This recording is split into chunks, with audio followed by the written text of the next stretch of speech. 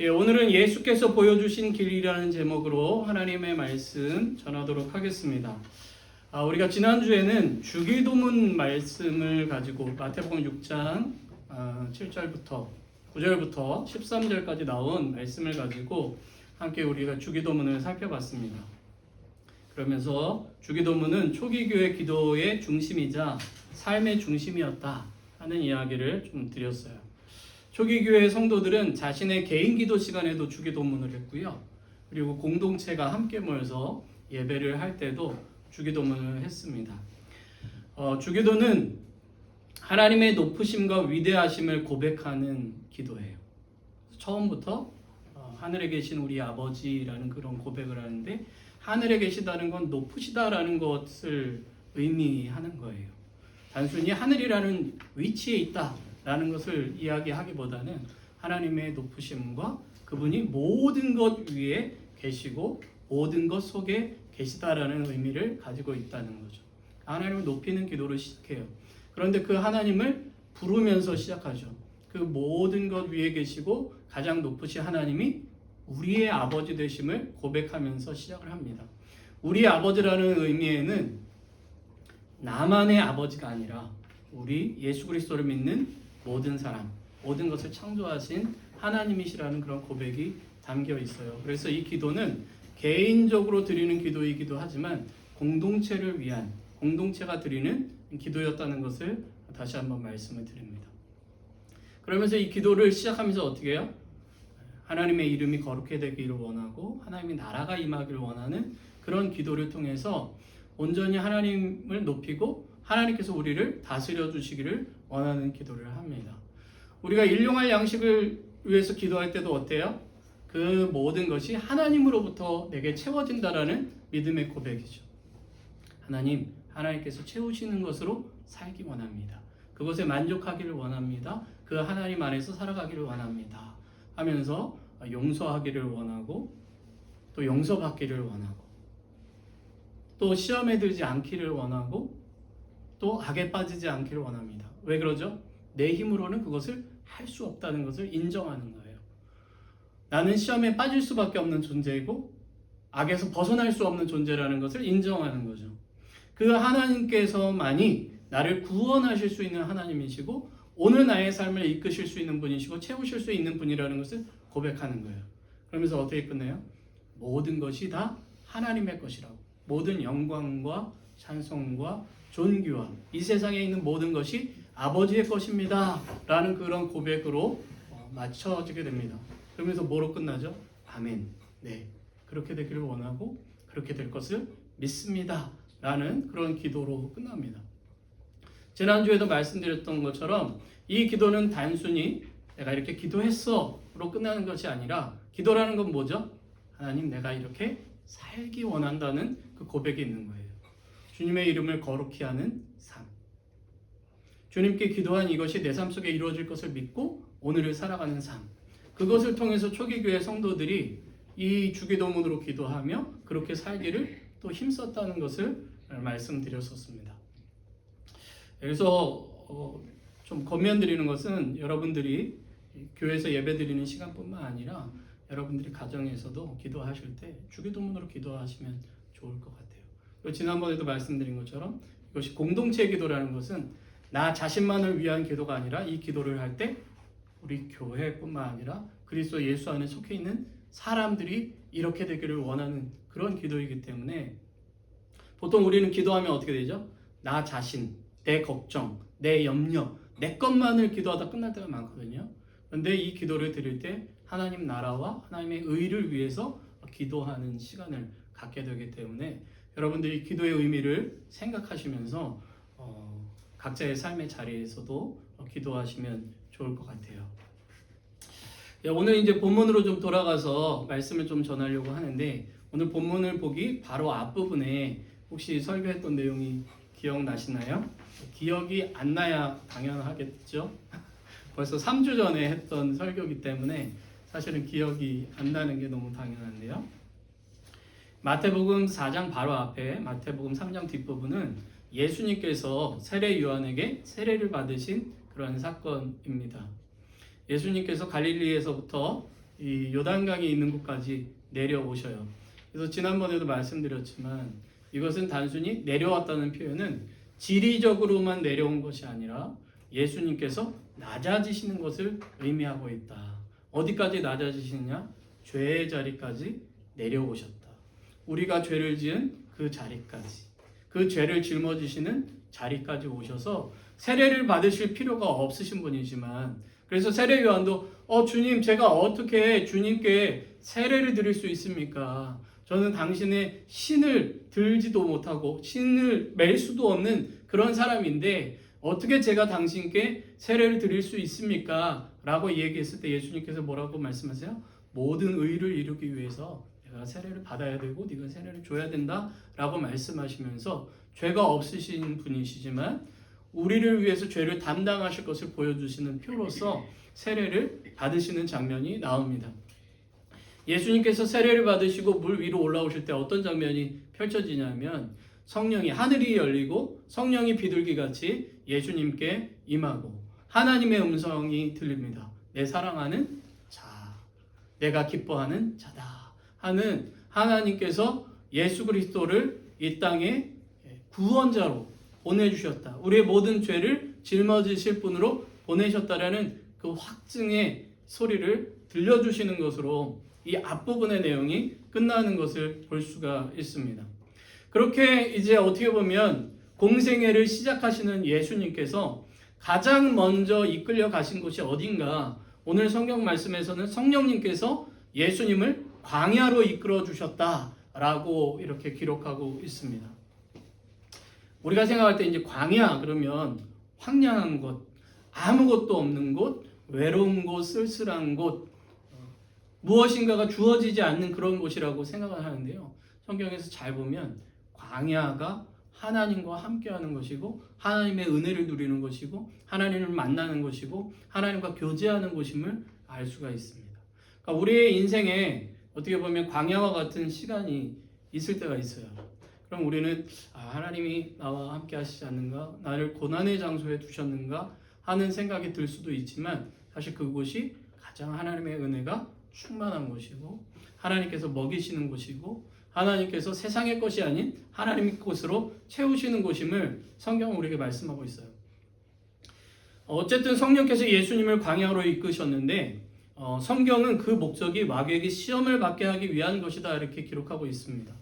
그러니까 어떻게 보면 예수님은 하나의 테스트를 위해서 그곳으로 가신 곳이지만 또 마귀는 그런 예수님을 넘어지게 만들려고 하는 그런 장면들이 성경에 나와 있는 것을 볼 수가 있어요.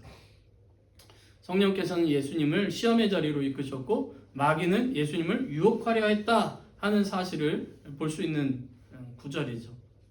시험과 유혹은 같은 것 같지만 사실은 매우 다릅니다. 사실은 그 헬라어 단어는 혼용해서 써요. 근데 우리가 보통 이제 시험하면 영어로는 이제 테스트라 그러고 유혹 그러면 템테이션이라고 하잖아요.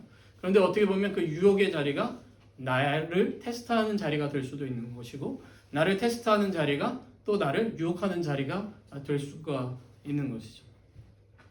우리가 시험 볼 때도 그렇지 않습니까? 학교에서 시험 볼 때도 어떤 학생들은 공부를 또 열심히 해가지고 그 테스트를 통해서 나의 실력을 확인하고 또 증명해내는 시간이 되기도 하지만 어떤 친구들에게는 유혹의 자리예요.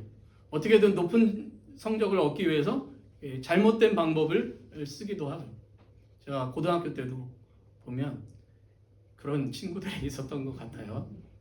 남의 실력을 빌려서 자기의 점수를 높이려고 했던 그런 친구들이 있는데 마찬가지로 이런 것들이 공존해 있음을 볼 수가 있죠. 하나님이 우리를 부르신 자리에서도 마찬가지예요.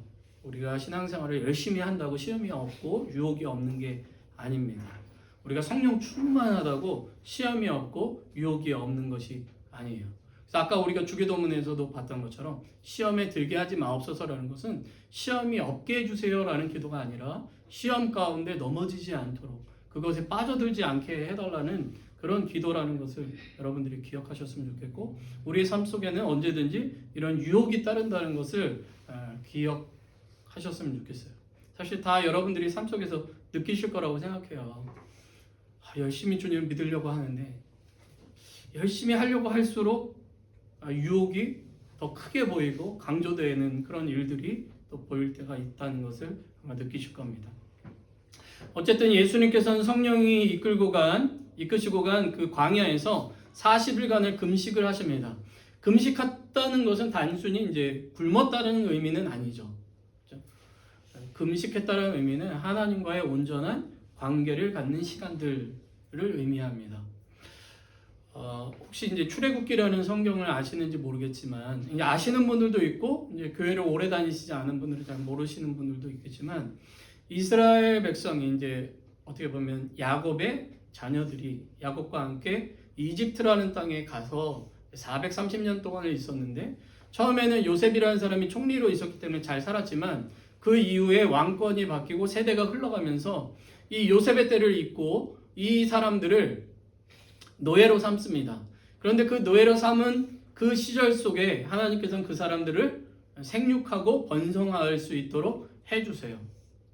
그런데 그 이후에 하나님께서 이 모세라는 사람을 통해서 이집트에서부터 애굽에서부터 탈출을 시켜 주시는 것이 이제 출애굽기 내용인데요. 이스라엘 백성들이 출애굽을 해서 어디로 가냐면 시내 광야라는 곳으로 하나님께서 인도하십니다. 그리고 그 시내 광야에서 머물렀을 때 하나님께서 지도자인 모세라는 사람, 그 사람을 시내 산으로 불러주세요. 그리고 그곳에서 40일 동안 함께하면서 하나님의 율법과 계명을 주셔요.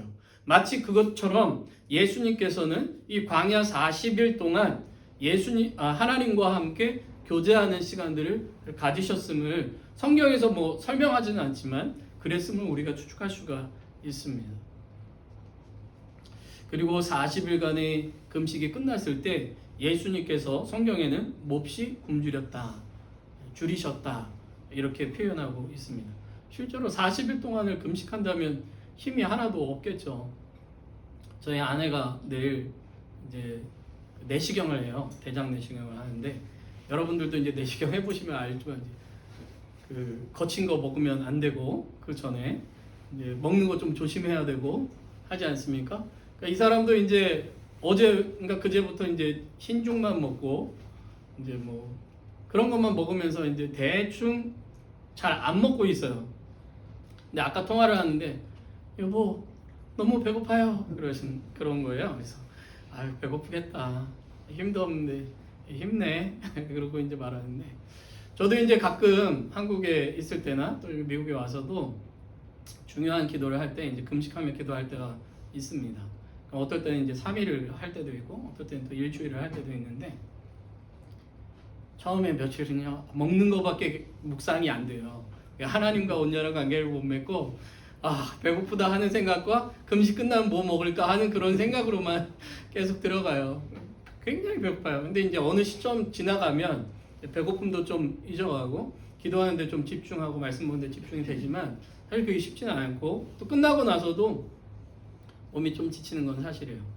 근데 예수님께서는 40일을 하셨으니 얼마나 힘드셨겠어요. 얼마나 또 굶주리셨겠어요.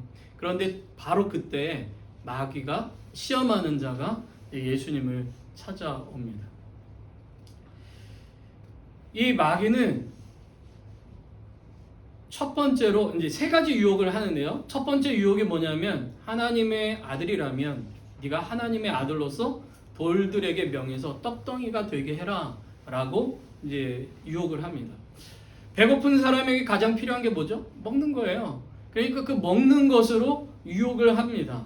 이게 어떻게 보면 먹는 것이지만 우리의 삶 속에서 필요한 것들이 있잖아요.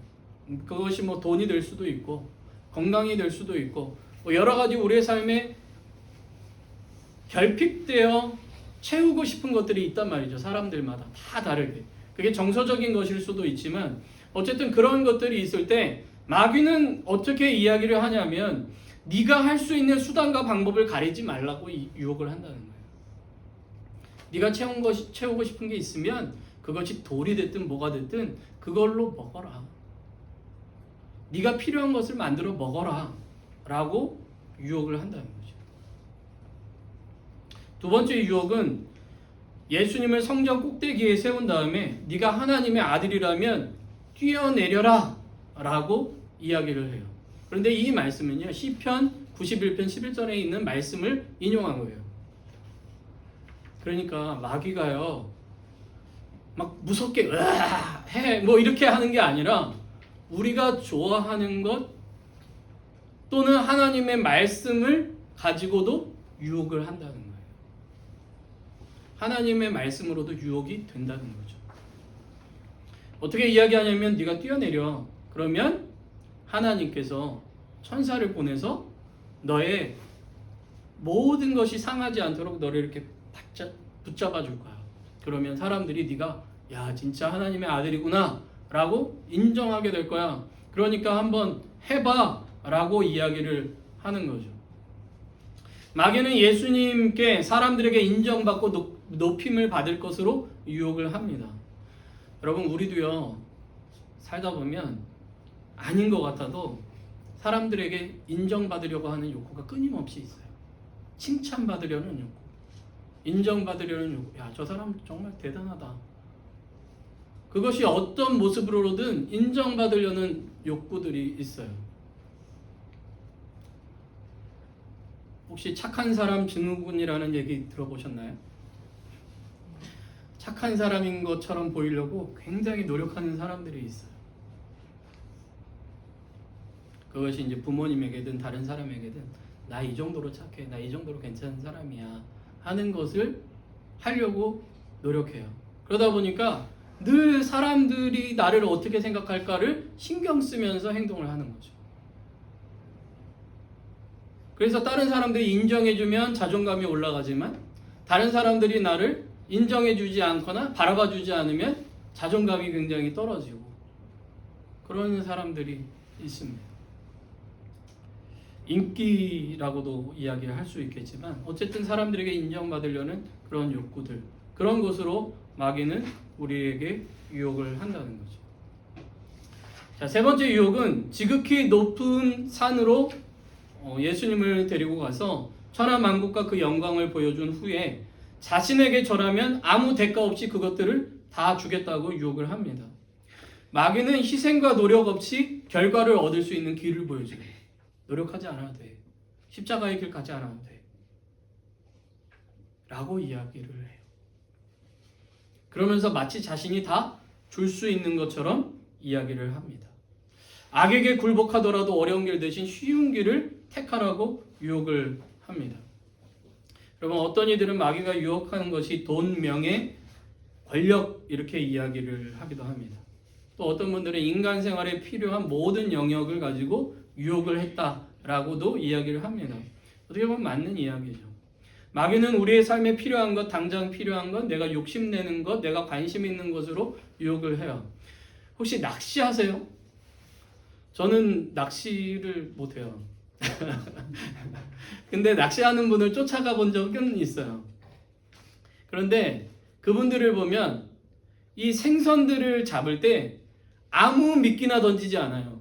내가 오늘 무슨 생선을 잡으려고 하면 그 생선들이 좋아하는 미끼를 풀어가지고 유혹을 합니다.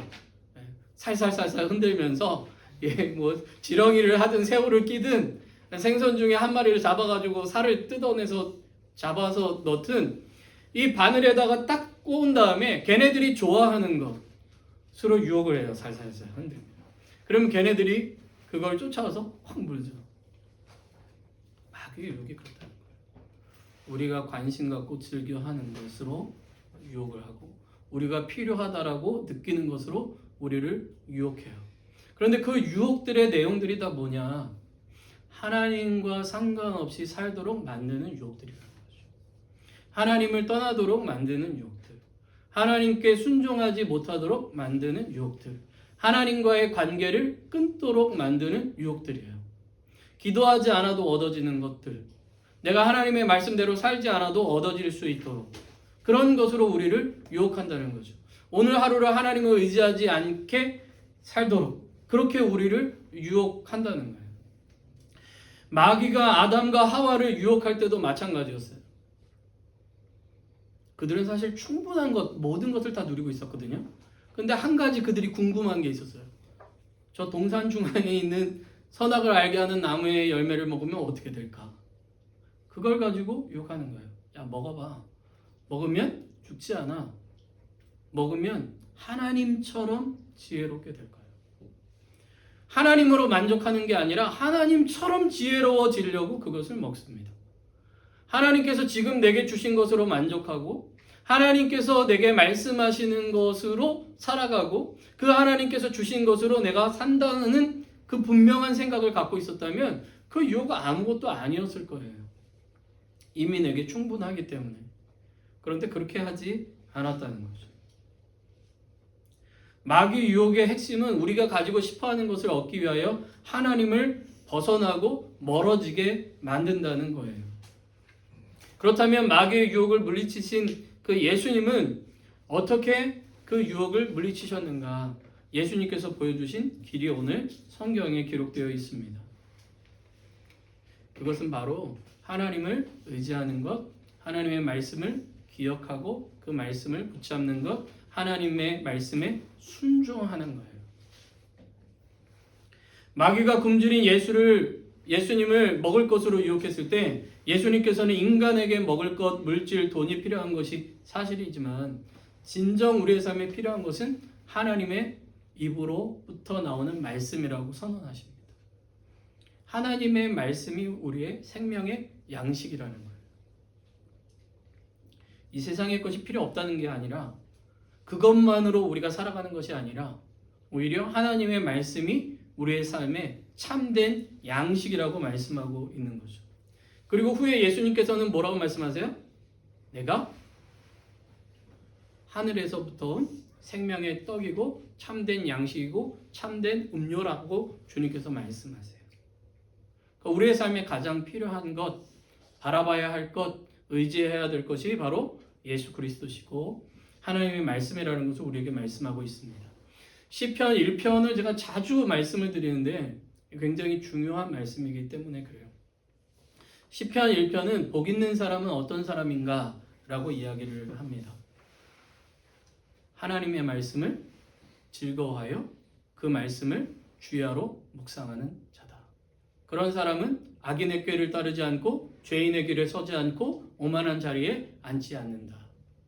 마치 시냇가에 심긴 나무가 시절을 쫓아 과실을 맺는 것 같이 메마르지 않고 열매를 맺는 것 같은 삶을 살아간다. 그러나 하나님의 말씀이 없이 그 말씀과 반해서 살아가는 사람은 마치 쭉정이와 같은 바람에 나는 겨와 같은 인생일 수밖에 없다. 결실이 없다라는 것을 분명하게 선언하고 있습니다. 시편 1편은요. 시편 전체를 우리에게 말씀해주는 서시예요. 이게 시편 119편하고도 맞닿아 있는데 시편 119편에서 계속해서 강조하는 게 뭐냐면 하나님의 말씀을 즐거워하는 자, 그 말씀을 묵상하는 자, 그 말씀을 따라 살아가는 자가 얼마나 복된 삶인가. 다른 말로 하면 그리스도 예수 안에 있는 자, 그리스도 예수 안에서 살아가는 자, 그분을 묵상하고 그분을 바라보고 그분 안에 살아가는 자가 참 복된 자다라는 것을 우리에게 말씀하고 있는 거죠. 우리가 마귀를 이길 수 있는 방법이 다른 게 없다는 거예요. 주님이 내 안에 내가 주님 안에 거하는 것밖에 없다는 거죠.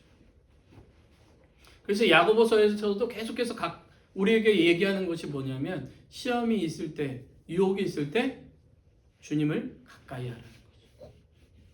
성령님을 의지하고 주님을 가까이 하고 그분이 내 삶을 이끌어 가실 수 있도록 내 삶을 그분께 맡기는 삶을 살아가야 된다고 우리에게 말씀하고 있습니다. 마귀는 두 번째 유혹할 때 하나님의 말씀을 이용했다고 아까 말씀드렸잖아요. 그런데 예수님은 신명기 6장 16절 말씀을 다시 인용하세요. 그래서 마귀가 하는 짓은 하나님을 시험하는 것이다 라고 이야기를 합니다.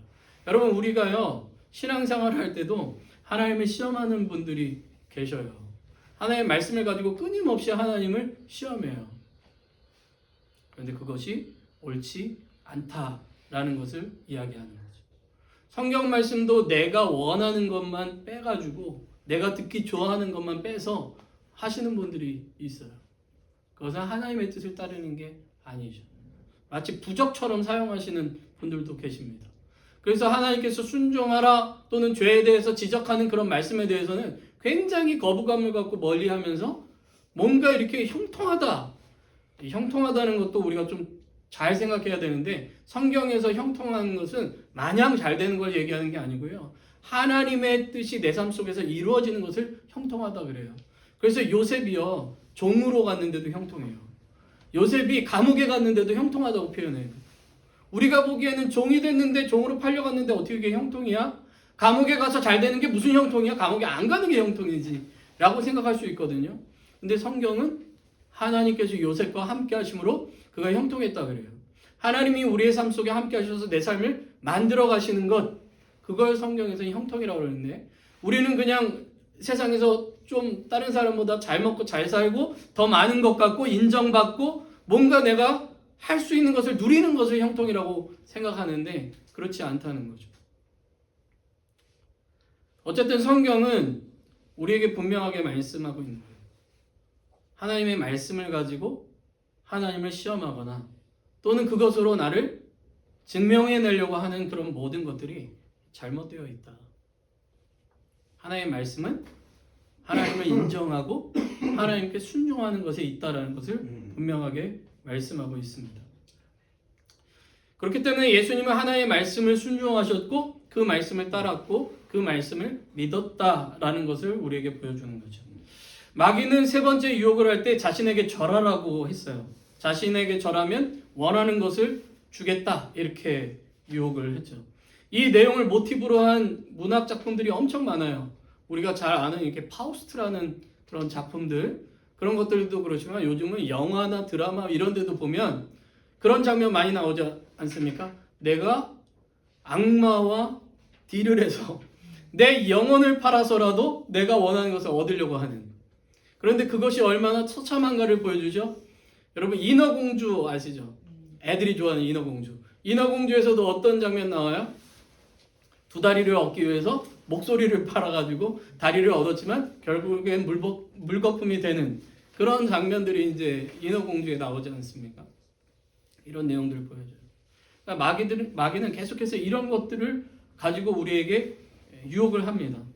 그러나 예수님께서는 우리의 삶의 방향, 길의 목적을 분명하게 보여줘요. 그게 뭐예요?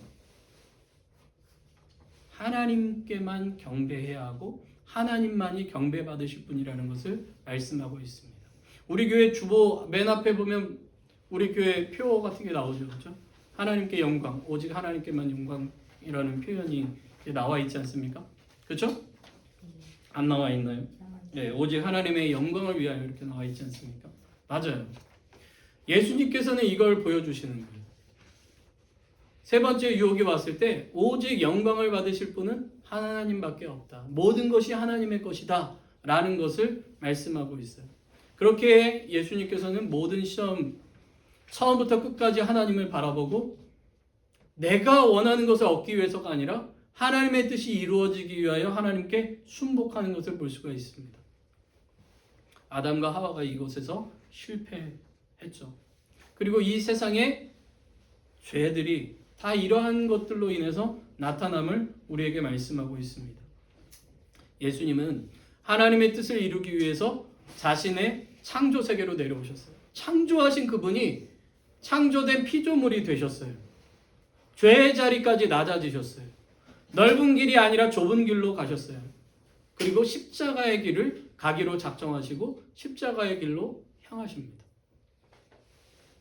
이 시험의 모든 것이 그것을 보여주는 사건이에요. 왕으로서 이 땅에 와서 그냥 통치하려고 오신 분이 아니라 오히려 도리어 섬기려 하고 자기의 목숨을 주기 위해서 이 땅에 오셨습니다. 쉬운 길이 아니라 좁은 길을 통해서, 고난의 길을 통해서 하나님의 뜻에 온전히 순종하심을 우리에게 보여주고 있습니다. 이것을 통해서 예수 그리스도를 믿는 사람들이 가야 할 길과 방향을 예수님께서 직접 보여주신 거죠.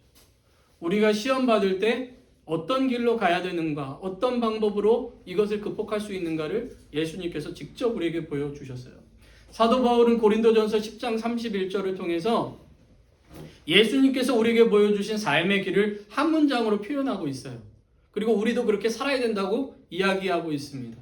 그런즉 너희가 먹든지 마시든지 무엇을 하든지 다 하나님의 영광을 위하여 하라 라고 우리에게 말씀하고 있다는 거죠. 우리가 예수님을 믿고 살아간다는 게 이거예요. 예수님을 믿고 살아가는 삶의 방향이 여기에 있어요. 아까도 말씀드렸지만 주기도문이 이것을 우리에게 보여주고 있어요. 예수님께서 우리에게 가르쳐 주신 그 모든 기도의 방향과 삶의 방향이 거기에 기록되어 있는 거죠. 예수님은 말씀이자 길이십니다. 성경은 예수님이 곧 하나님의 말씀이라고 가르치고 있어요. 요한복음 1장을 보면 말씀이 육신이 되어 이 땅 가운데 오신 분이 예수님이세요. 요한복음 14장 6절 말씀을 보면 예수님께서 내가 곧 길이요 진리요 생명이라고 말씀하고 있습니다.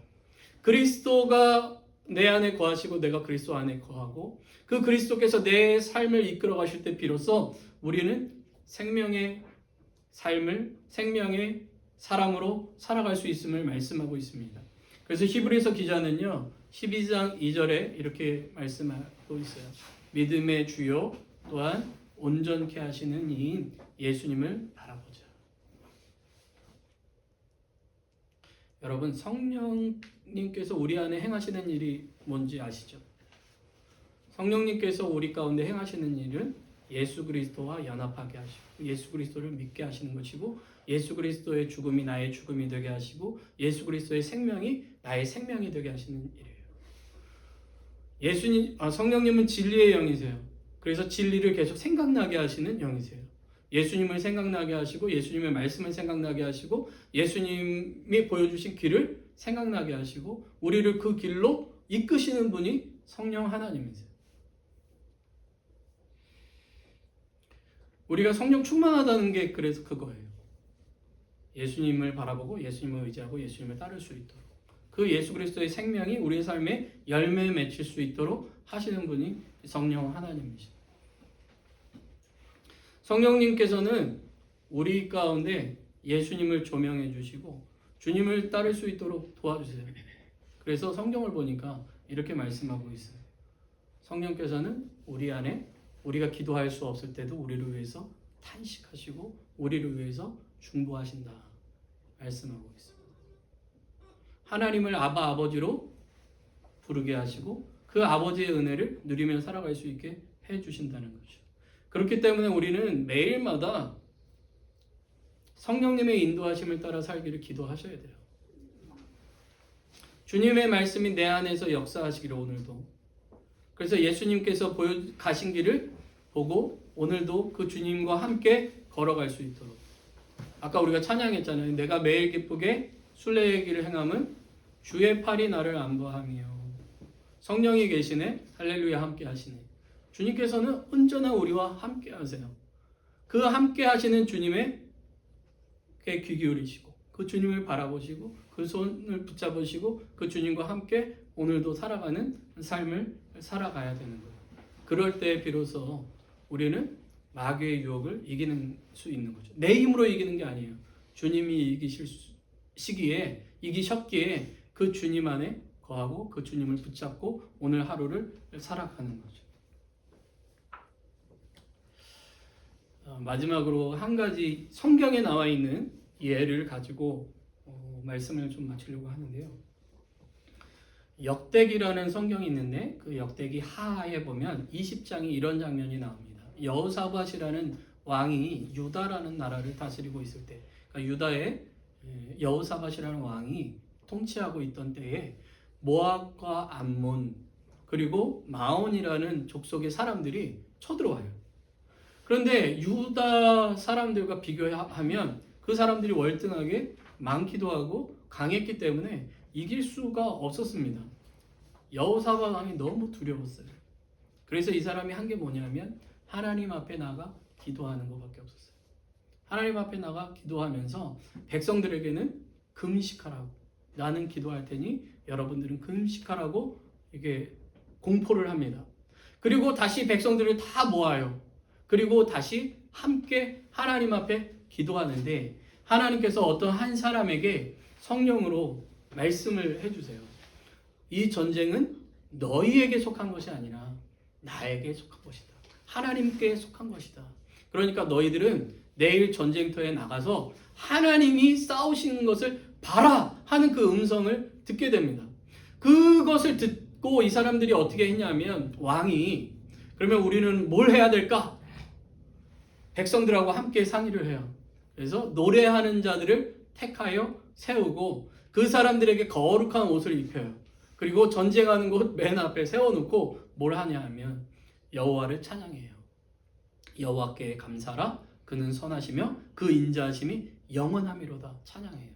그 찬양을 할 때 하나님께서 복병을 두셨다가 이기게 하시는 그 장면이 역대하 20장에 나옵니다.